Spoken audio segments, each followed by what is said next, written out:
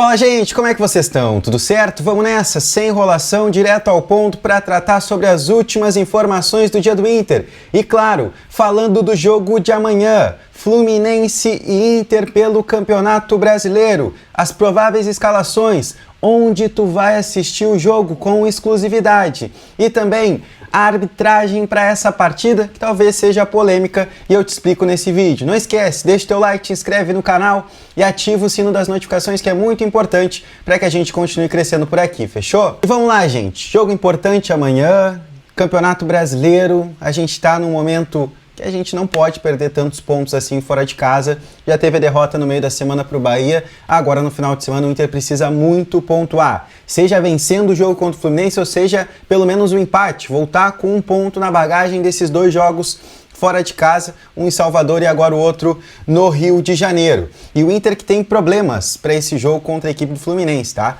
O Inter hoje é o 14º colocado, 35 pontos, e o Fluminense é o 7º com 41. Ou seja, esse jogo é o famoso jogo de 6 pontos. O Fluminense, e eu digo 6 pontos porque se o Inter vencer, o Inter vai a 38, para de olhar um pouco para a parte de baixo da tabela e o Inter começa a olhar para cima no Fluminense. Mira, o Fluminense está em 7º e a gente projetando um G7, um G8, é muito importante essa vitória. Eu sou muito positivo, eu continuo acreditando que dá. Então, para que isso possa ser possível, para que a gente possa começar a acreditar um pouco mais, o Inter precisa vencer esse jogo contra o Flu, tá?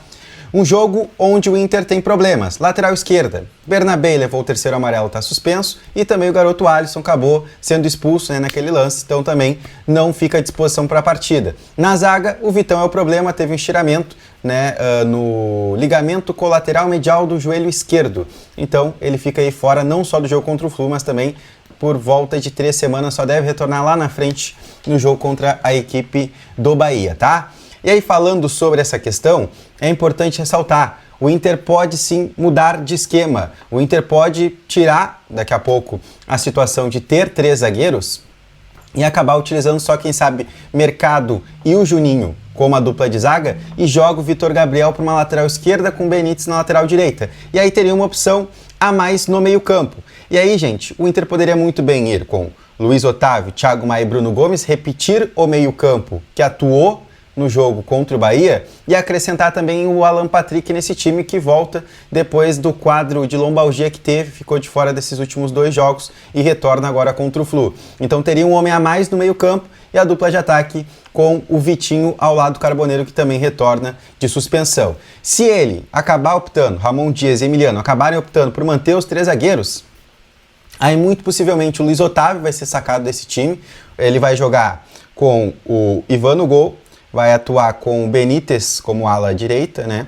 O trio de zaga formado pelo Mercado, pelo Juninho e pelo Cleiton Sampaio. E aí o Vitor Gabriel como um ala esquerda. Aí no meio campo deveria ter, e pode ser que tenha, Bruno Gomes, Thiago Maia e Alan Patrick. E aí no ataque Vitinho e também o Carboneiro, tá? Então são as 2 opções que o Ramon e o Emiliano têm e que são as prováveis tendências de time, tá? Pelo menos no quesito de peças. Se for com 3 zagueiros, o Luiz Otávio é sacado e entra o Cleiton Sampaio, e se for com 4 homens, né, voltando para o esquema com 2 zagueiros e os 2 laterais e mais um meio-campista, aí quem não aparece nesse time seria o Cleiton Sampaio. Eu apostaria com basicamente 3 volantes ali, um tripé de volantes com Bruno Gomes, Thiago Maia e também o Luiz Otávio e o Alan Patrick um pouco mais à frente, tá? Então essas são as minhas apostas.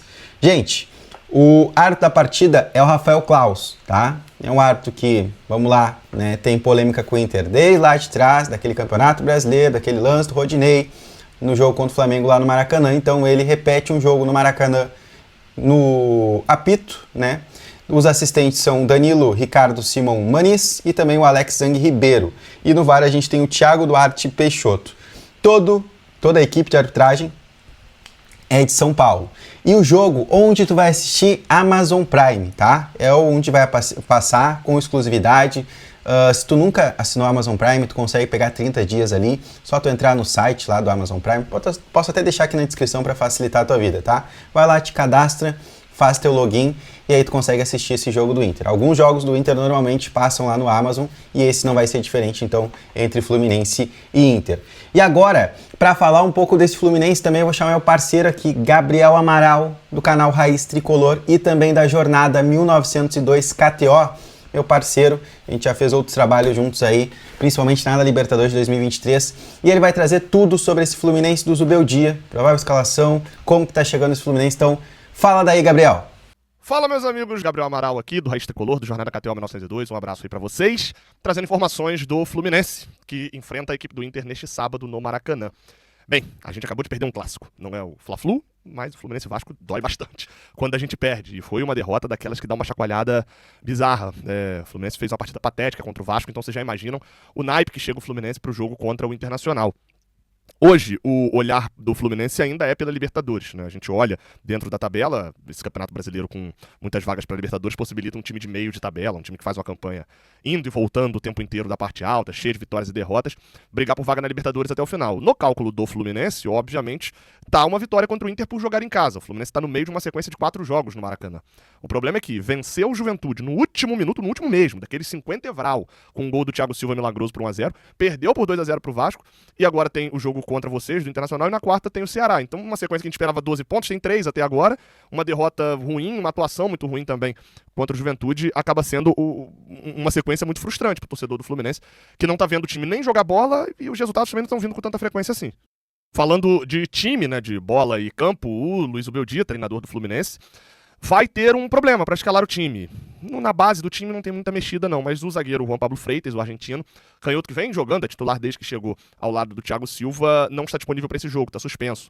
Dentre os lesionados, nenhum lesionado novo. O Ganso já está fora há um tempo, pode ser que seja relacionado, mas enfim, ainda está tratando para voltar, assim como o Nonato também. São 2 jogadores que quando saíram do time tinham uma certa relevância. O Ganso já estava no banco mesmo, mas o Nonato era titular, mas desde a chegada do Zubeldia ainda não estiveram disponíveis, então não dá nem para esperar que, caso estejam disponíveis para o jogo desse sábado, sejam titulares. Não é o provável não, é provável que continuem no banco.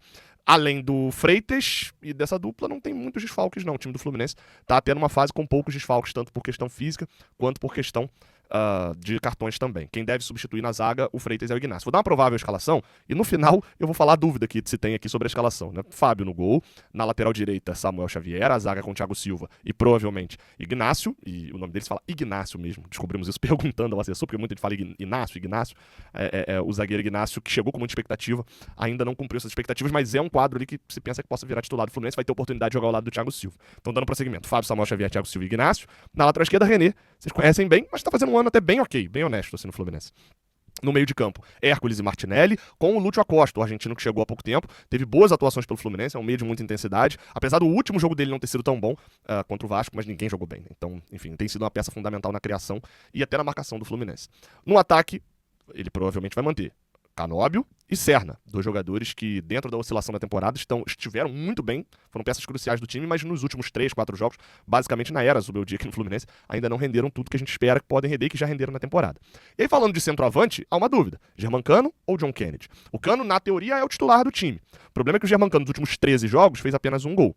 O John Kennedy, que seria a opção, tem um problema também que, desde que ele voltou de empréstimo do Pachuca, ele jogou 11 jogos e fez apenas 1 gol, mas muitos entrando no segundo tempo. Foi um gol só de pênalti. O desempenho também não é muito bom, mas o desempenho do Germancano tá muito abaixo mesmo, assim. Óbvio que ele pode ser titular e fazer gol porque ele é goleador, mas o desempenho tem sido muito abaixo. A outra opção, que inclusive foi talvez a maior arma pra gente eliminar vocês na Copa do Brasil, é o Everaldo, que adivinha só, dos últimos 13 jogos, fez 3 gols. Mas se eu botar os últimos 11 pra igualar do John Kennedy, ele não fez nenhum gol. Então a fase aqui é muito complicada. Fluminense ainda, eu penso que é favorito, mas talvez mais até pelo demérito recente do Internacional, que também eu sei que vocês sabem mais do que eu, né, que não vive uma fase muito boa, e pelo mando de campo. O estádio não deve estar lotado, tá muito longe disso. O Fluminense jogou o jogo contra o Juventude e agora contra o Internacional muito abaixo da sua média. O Fluminense tem a 8ª média de público pagante no Campeonato Brasileiro, com cerca de 25, 26 mil pessoas, e os públicos têm sido muito baixos. Assim. O público contra o Juventude foi cerca de 15, esse do Internacional, a expectativa é dessa também. Frutos também de todo o cenário que o Fluminense acaba passando na temporada. É isso, tá, amigos? Precisando, estamos aí. Um abraço, sempre muito bem recebido no Beira-Rio. Quem vier daí pra cá no Maracanã vai ser muito bem recebido também. Tamo junto, um abraço.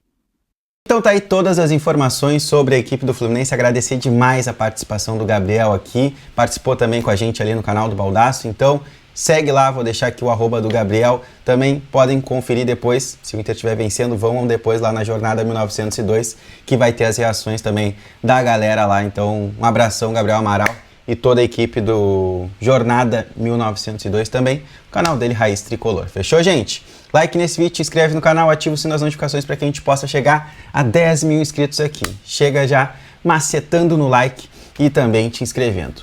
Um beijo, tamo junto, até mais, tchau!